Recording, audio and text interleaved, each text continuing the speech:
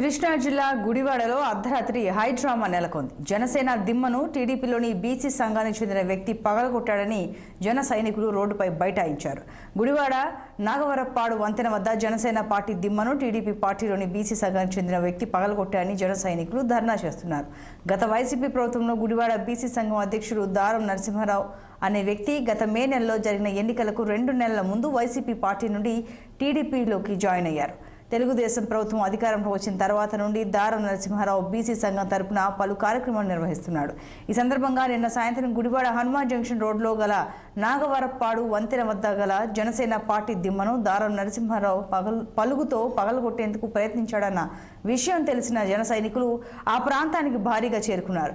Gudivada Janasena party incharge Buragadda Srikanth అక్కడికి చేరుకుని జన సైనికులతో రోడ్డు మీద ధర్నాకు ఉపక్రమించారు.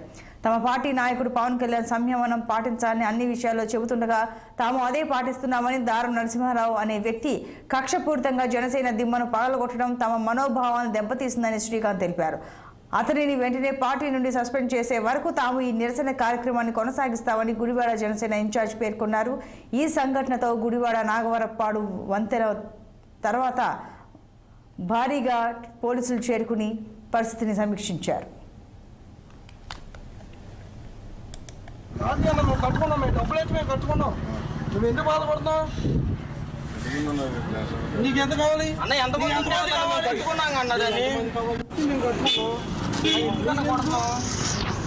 మా బట్టి మేము కట్టుకున్నాం అమ్మా. నువ్వు ఎందుకు కొట్టుకో పొలుగుతో?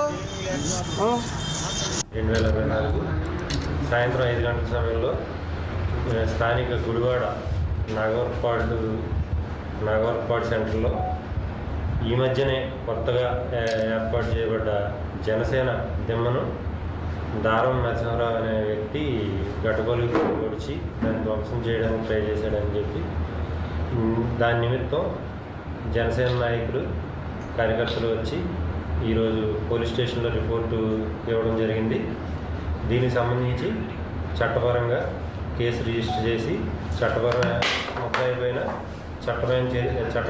చర్యలు తీసుకుంటాం.